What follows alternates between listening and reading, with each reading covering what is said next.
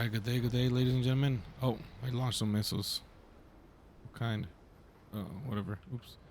Anyways, good morning, ladies and gentlemen. We'll be flying out this Russian plane here that I bought this thing. It's a premium one. I'm like only 2 premiums, I think, that I bought. Plane wise. 3. I think I have 3. Anyways, I went like 10 years without buying one. But we're going to be speaking and reading about Mark chapter 15. We're almost done with it. It goes up to chapter 16. Let's see. How far is that? Too far still. Hopefully we don't just get yeeted out the sky. This thing's pretty durable though. So yeah.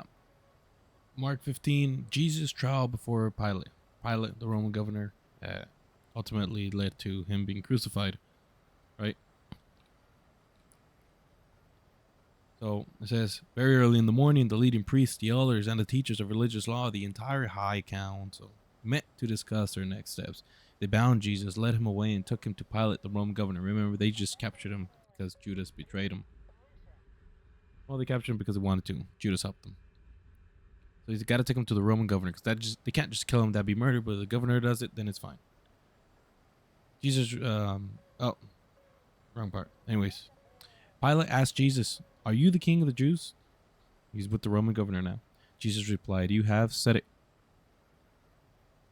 Then the leading priest kept accusing him of many crimes, and Pilate asked him, "Aren't you going to answer them? What about all these charges they were bringing against you?" But Jesus said nothing, much to Pilate's surprise. Now, it was the governor's custom each year during the Passover celebration to release one prisoner Passover. Early Jewish tradition, right? Anyone the people requested, one person they release. Let me see if I can launch some missiles now. Yep. Launch those too. In case we die early, we get some points. One of the prisoners at the time was Barabbas, a revolutionary who had committed murder in an uprising. The crowd went to Pilate and asked him to release a prisoner as usual. Pilate said, essentially, "Why would you like me to release to you this king of the Jews? Would you like me to release to you this king of the Jews?" Pilate asked. Well, he realized by now that the leading priest had arrested Jesus out of envy. He knows this. He can see it. Oh, great. But at this point, oh, he's good. The leading priest stirred up the crowd to demand the release of Barabbas instead of Jesus. So they went around saying, "Ask for Barabbas, ask for Barabbas, ask for Barabbas," instead of Jesus. Pilate asked him, "Then what should I do with this man you call the king of the Jews?"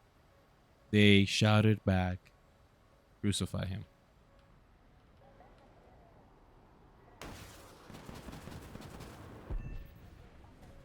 I don't know what that guy's plan was, but alright. It's dope. Real dope. Stand by. I'll keep reading as soon as I get a hold of the situation here.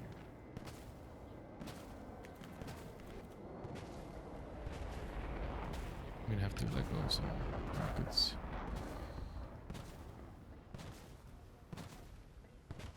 Here.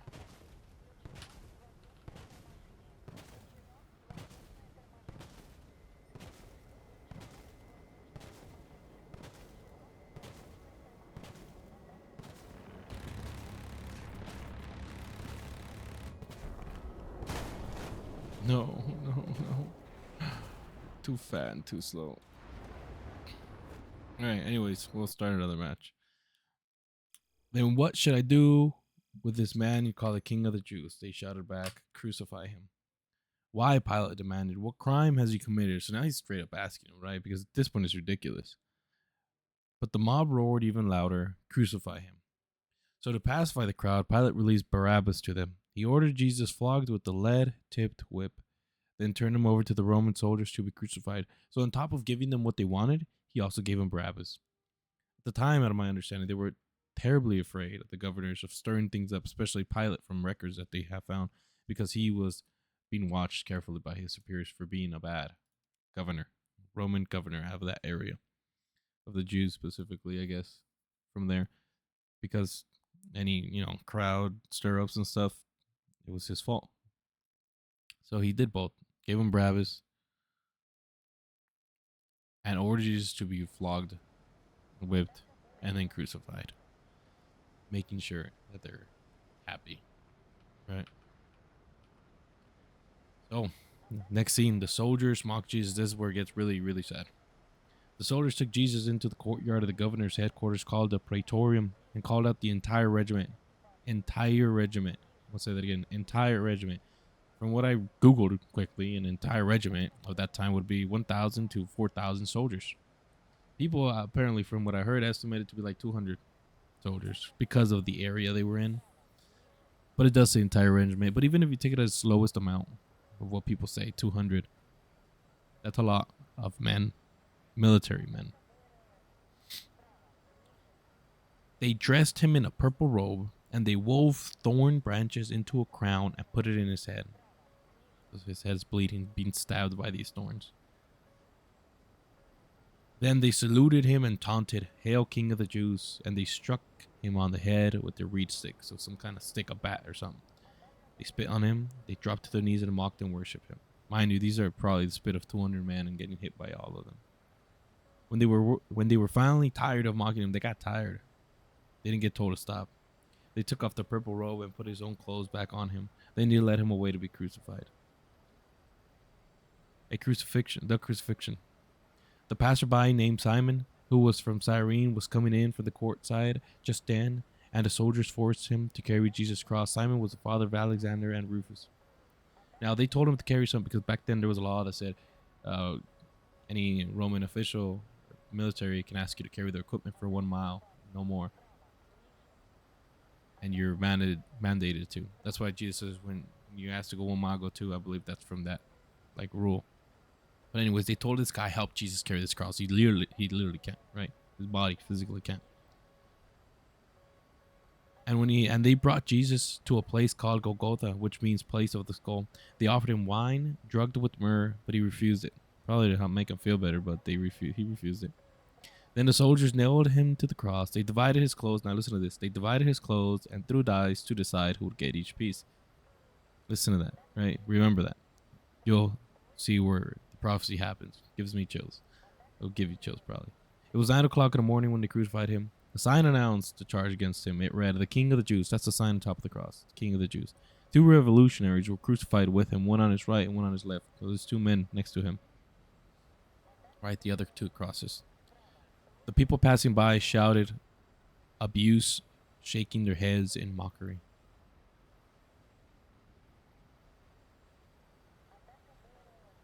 You said... Oh no. "Ah, look at you now," they yelled at him. "You said you were going to destroy the temple and rebuild it in 3 days. Well then save yourself. Come down from the cross." Stand by.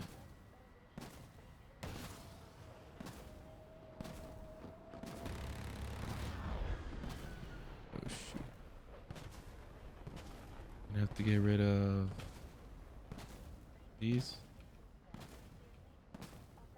These as well. We want to have a chance. Not dying. Too many enemies. Stand by. Keep reading.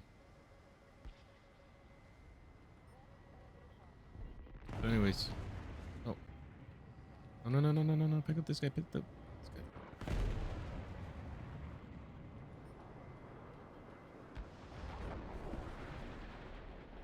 We gotta go faster. Come on. Come on.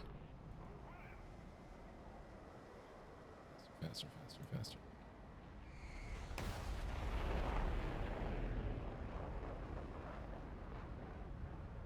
We're going too fast for a little itty bitty plane.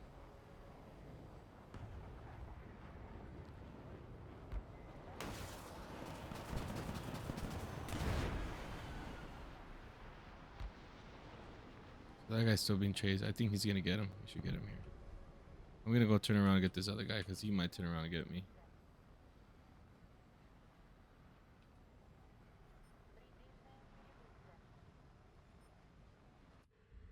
You got a lock on this guy?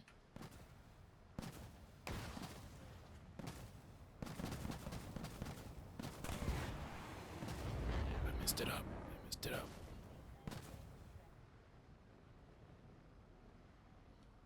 Think the vicar can catch up to him? I doubt it. I think it's fast. He's cooking.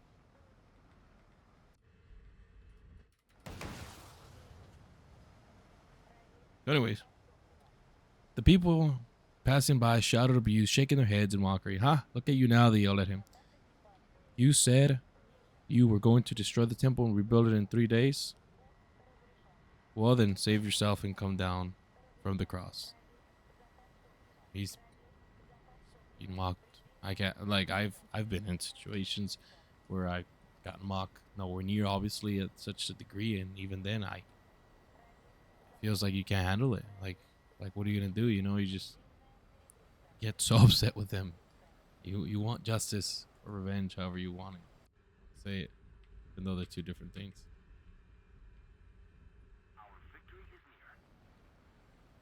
But let's go do some casts, because that guy's clearly can't be caught by me. Scoring some points. The leading priests and teachers of religious law also mocked Jesus. He saved others, they scoffed, but he can't save himself. Let this Messiah, this King of Israel, come down from the cross so we can see it and believe him.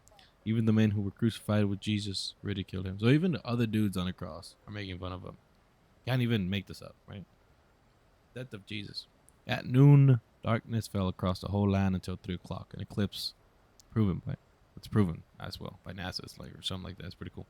Then at 3 o'clock, Jesus called out with a loud voice, Eloi, Eloi, lema sabachthani, which means, my God, why have you forsaken me? Now that sounds kind of counterintuitive to what you think Jesus would say or should say. It almost sounds like he'd give up, like he's questioning God. But you'd be wrong, because that is a prophecy, and that, remember that, along with the clothes people divided, and you're gonna be amazed. But let's keep going for now. Some of the bystanders misunderstood and thought he was calling for the prophet Elijah. One of them ran and filled a sponge with sour wine, holding it up to him on a reed stick so he could drink. Wait, he said. Let's see whether Elijah comes to take him down. It's still making fun of him. I'm not even, right? Then Jesus uttered another loud cry and breathed his last. And the curtain in the sanctuary of the temple was torn in two from top to bottom. So out of my knowledge, it was a thick, like 2 foot long, 2 foot thick piece of clothing. Like, that's how thick it is, right? Some crazy number like that. I could be wrong. And it tore in half. Literally, the veil was torn. That was the veil. You couldn't go back there unless you were a priest. So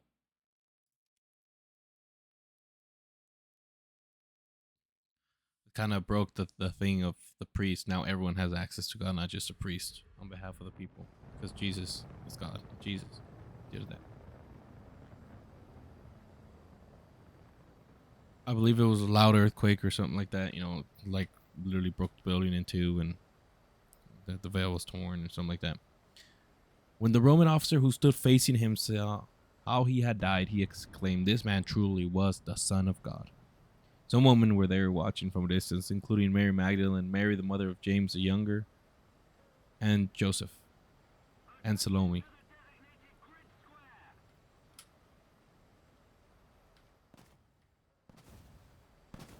Oh, off. They had been followers of Jesus and had cared for him while he was in Galilee. Many other women who had come with him to Jerusalem were also there. The burial of Jesus. Now Jesus is going to get buried. This is the next scene. This all happened on Friday, the day of preparation, the day before the Sabbath. As evening approached, Joseph and Arimathea,